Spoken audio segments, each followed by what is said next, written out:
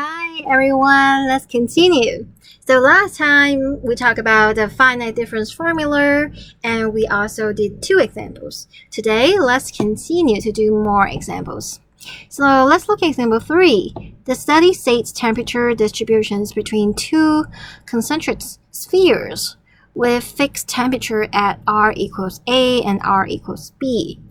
Use finite difference method to approximate the solution with n equals 3 subintervals. Okay, so we have the interval, this is 1, this is 4. N equals 3, we divide it into 3 subintervals. Well, those are 1, 2, 3, 4, right? This is x0, x1, x2, x3. Alright, and we have y0, y1, y2, y3.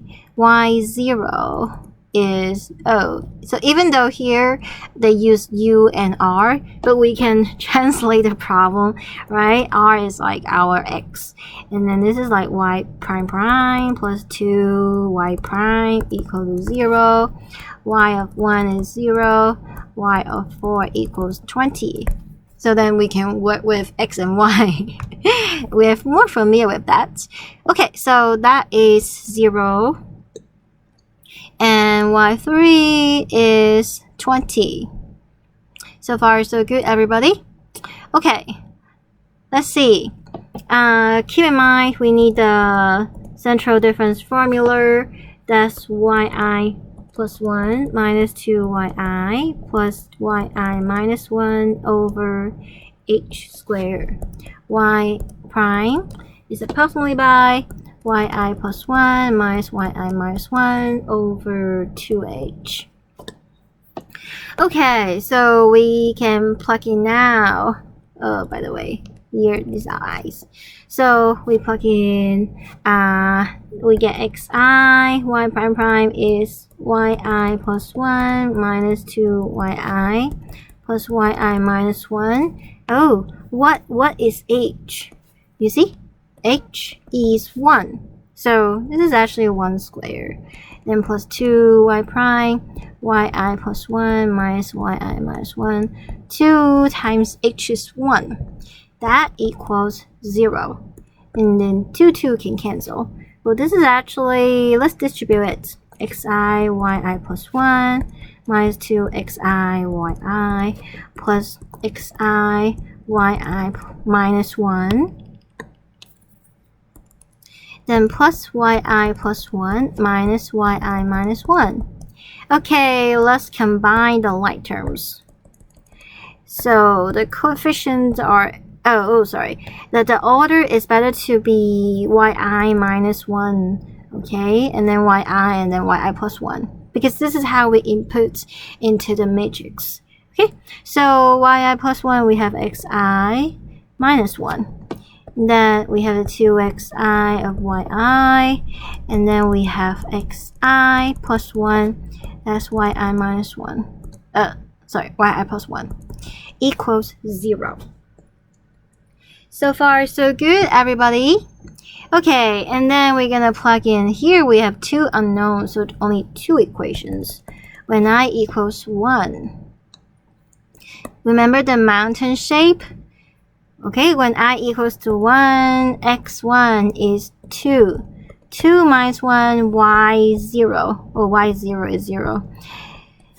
x1 is 2.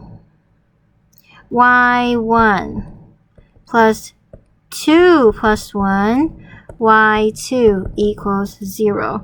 Minus 4y1 plus 3y2 is 0. Okay, this is the first equation. The second equation, then we look at the next mountain. Where's the next mountain? Right here. So x2 is 3. So 3 minus 1, y1 minus 2 times 3, y2 plus 3 plus 1, y3 equals 0, but y3 is 20. So this is the same as 2y1 minus 6y2 plus 4 times 20 equal to 0. Both sides divided by 2, we get y1 minus 3y2. We can also move these to the other side. It becomes minus 2 times 20 is 40 because we both sides divided by 2. Okay, now we have 2 equations. Ooh. So we can either do the matrix and then use our calculator, or we can calculate by hand, right? You can solve for, so express y1, solve for y1 in terms of y2, and then plug in the other formula to solve it. Okay, so now let's do the matrix, right? What are the coefficients? Minus 4, 3, 0. 1 minus 3 minus 40, right? The first column corresponds to the coefficient of y1. Second column corresponds to the coefficient of y2. Last column is the right-hand side. And then we can do the, let's see, here. Use your graphing calculator or Octave or MATLAB. We can first, matrix C equals -4, 3, 0. 1 minus 3 minus 40. And we can do row echelon form. Okay, so here are our answers. 13.3. So y1 is 13.3. Repeat it. y2 is, oops, not here. Here. 17.7. Repeat it. So far, so good, everybody. So those are our answers. And we can also check our work in MATLAB or Octave using the finite difference formula, and you can see the results match with our answer. Oh, I also show you what I typed for the matrix. Oh, actually I typed 2, -6, -80, but that's the same thing, right? Okay. Oh, I want to talk about, okay, so remember this is A, this is B, this is N, and this is P, Q, R. Let's see. So in order to find P, Q, R, we want to solve for y prime. So look at this guy. When we solve for y prime equals, move the -2y prime on the right and then divide it by x. So coefficient of y prime, this is P, but Q and R, they're just zeros. Okay, and remember they are vectors functions, so we need to do -2 dot slash x. So that's why you see P is -2 dot slash x. You have to, don't miss the dot. Okay, so don't miss it, because the dot means pointwise divisions. Okay. And then we have the key P and Q and R, they're just zeros, so because they are zeros of vectors. But now you can see the dimension is 2. Okay, so in general, if this is n, then the dimension, it should be 1 and n minus 1. Okay, so P, Q, R are 1 and then n minus 1 vectors. So far, so good. Okay, let's continue. Okay, how to use MATLAB. So it's hard to use a MATLAB M function to represent it, because even though the M functions I show you here, you have to define an X, okay, and the P, Q, R, all those things. And in order to define the X, you first need to define the A, the B, the N, and then you need the H. Okay, so, oops, sorry. you need the h, then you can define your x. X is the linear space of AAA equals AA plus h, comma BB, comma n. Okay, it's like the x is increased by the step size h. Okay, but I do this is the example for this problem. Okay, and when you want to do it, when you want to figure out PQR, you need to solve for y double prime. So in this case, this is P, and you can see there's no y, so Q is 0. This is R. Okay, so here, if n equals 10, then what do we do? Okay, so we can do, okay, so we define it. Okay, every time for a new problem, you need to redefine your A and B. So what is A? Let me move up a little bit. Okay. A is left endpoint is 1. Right endpoint is 3. N is 10. H is BB minus AA over N. Good. X is the linear space. Yes, good. Okay, and then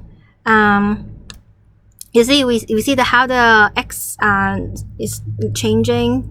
Okay, and then we can do the finite-difference formula. And then remember the first number is the left-hand point, which is 1. And then we have the right-hand point is 3. N is now 10. Okay, P. What is P? 1 over X. Then you need to do 1 dot slash X.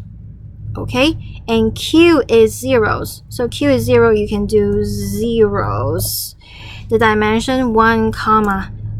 Can you guess what it is? 9. Okay, because n is 10, then the dimension is 1, comma, n minus 1 is 9.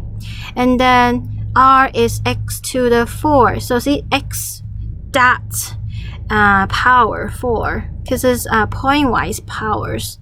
And then left endpoint y value is minus 1, right endpoint y value is 10. Okay, so this is what we get. So far, so good. So you can use the simplified version that I teach you instead of this whole page. Okay. Let me put down here because this one was for the first example. Let me update it for this new example. We are using these 2 lines. So far, so good, everybody. Okay, so for a new one, you're gonna be careful. This is 11 point, right endpoint, and then here the thing you're gonna change. You be careful with this number. Okay, this number is actually n minus 1, so don't forget to update that. Okay, let's continue. So, and how about look at this example? Here our P is minus 2, Q is minus 1, R is e to the x. Okay, so when you type in it, how do we change that? Okay, let me show you. So, here we go up. Okay, left endpoint is 0. Right endpoint is 1. N is 10. Okay, and H and X the same. Then we have left endpoint is 0. Right endpoint is 1. And N is 10. Okay. P is minus 2, so it's a constant. Then we need to do what? You remember? Minus 2 times 1s of dimension 1, comma 9. And Q is minus 1, so we do minus 1 times 1's 1 and 9. Okay, and then r is e to the, okay, so exp x. And then the left endpoint we have 5. The right endpoint we have -3. Okay, see? We get those new points. It agrees with our answers. And we also have an updated graph. So far, so good, everybody. Do you want me to copy down those two syntax in the notes? Here, I can do it. So we use this, and then we use this one. Okay. So far, so good? Let's continue. Alright, so now we're gonna repeat example 3. Okay, example 3 was like the temperature problem, but instead of 2 subinterval, we're gonna divide it into 6 subinterval. Okay, so let me recall what it is. This is it. Okay, so let me print screen here.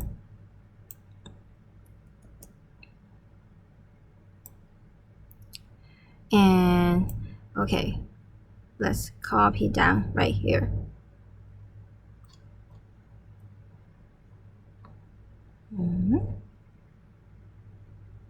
Okay, so I can copy down right here. Then you can see the problem. Okay, so what this gonna change? Okay, so here actually I give you the answer already. Okay, let's go through it together. So instead of 3 intervals, we divide it into 6 intervals. So now you can see we have x0, x1, x2, 3, 4, 5, 6. And then the corresponding we have y0, y1, y2, y3, y4, y5, y6. Here we have 5 unknown, right? And the h in this case is 0.5. Well, the central difference formula are the same. And when we simplify it, here we have the h, and the h is 0.5. Okay, so we can carry the h there. We can also plug in h is 0.5 there. Okay, you can see we get yi plus 1 and yi and yi minus 1. Sorry, the order, I recommend you to switch the order, so it's better to have like yi minus 1 times something plus yi times something plus yi plus 1 times something equals the right hand side. This is better because that is naturally how you plug in your calculator. Okay, so sorry, I mean the graphing calculator when you form the matrix.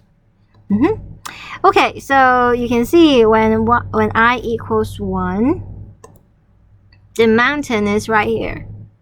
So we plug in I equals 1, then x1. See, x1 is 1.5. H is 0.5, h squared is 0.25. 1 over h, so it's 1 over 0.5. And then next, yi is y1, 2x1, 2 times 1.5 over h squared is 0.25. And then here, y0, see, y0 is 0. That's why this guy is 0. And then after we simplify it, we get minus 12 y1 plus 8 y2 equals 0. So far, so good, everybody.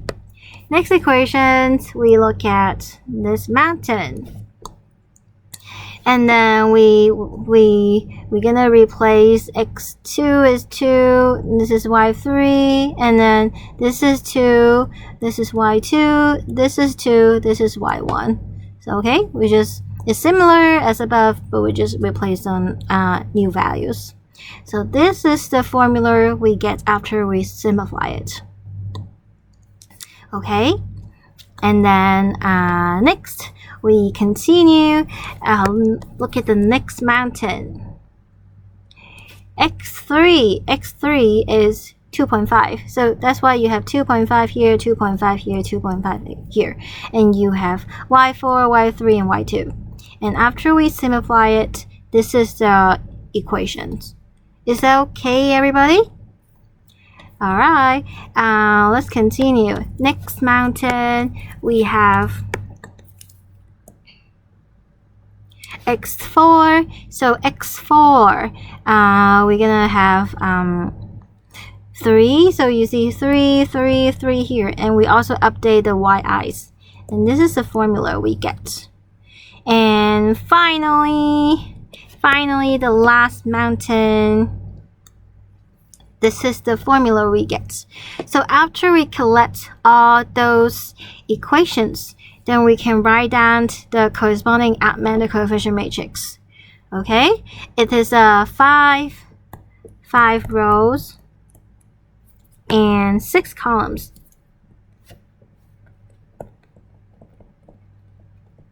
Okay, it's a 5 by 6 matrix.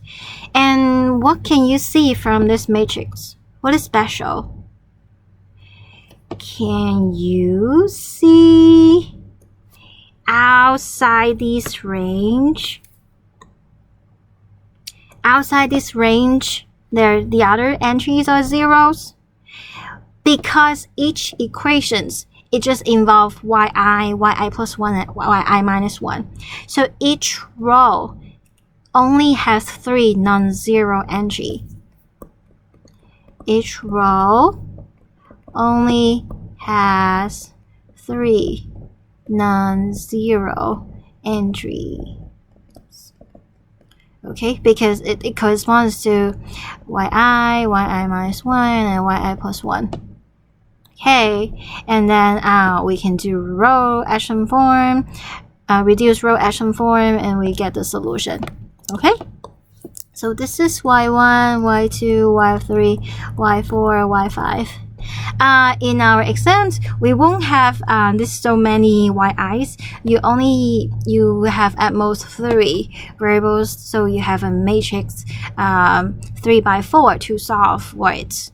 Okay, 3 equations, 3 unknowns to solve it. But I want to show you these examples, then you can see in general if we have more dimensions.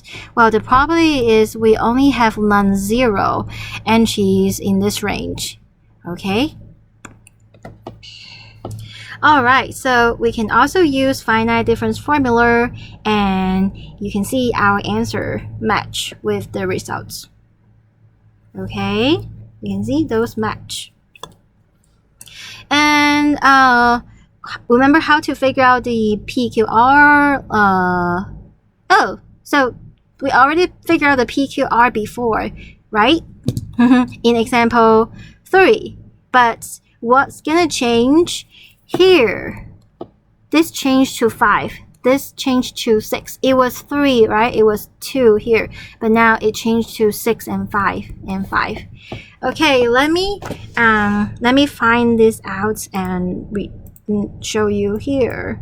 So first I need to find that example. Okay, which one it is? Is it this one?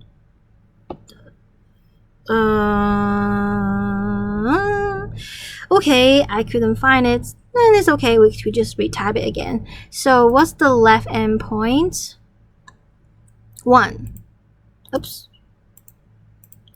Left endpoint is 1. Right endpoint is 4. And is 6. Okay, and h and x defined as following. And then the finite difference formula, we have left endpoint is 1, right endpoint is 4, and then n is 6. Okay, so what is p? Okay, remember, in order to figure out p, we need to solve for y prime prime. This is minus y prime over 2y prime over x. Okay, so this is the P, but Q and R, they're zeros. So P is minus 2, and then that's slash X. Okay, and Q and R are zeros. So zeros, you type zeros, but what is the dimension? 1, what do I put here? And minus 1 is 5. Yeps. And then the R is also 0, so we do zeros, 1 comma 5. And then the Y of 1 is 0. Y of 4 is 20. See? This is our answer. And it match with our results. Okay? And it also generates the graph. We can actually increase the number of subintervals. We can like do 200. How about that? Oh, not that, sorry. When we increase, we need to change both of them. So we need to change, okay, first let me delete this. We go up and n. Let's do n is 100. Okay, so then now we change 100, and these vectors are 1, comma 99. Otherwise, the dimension will match. This is 99, and n is 100. Okay, so you can see the graph. Now the graph, oh, is so smooth. So far, so good, everybody. So this MATLAB computation is gonna be more careful because it consists of the 2 lines. It cannot fit in one line. You have to first define A and B and H and N, so then you can define your X. So after you define your X, then you can put in this syntax. Okay. Alright, so that is the finite difference formula. Okay, and that's it for this session. If you have questions, feel free to ask me either in class or office hours, or email me. Have a nice day. Cheers.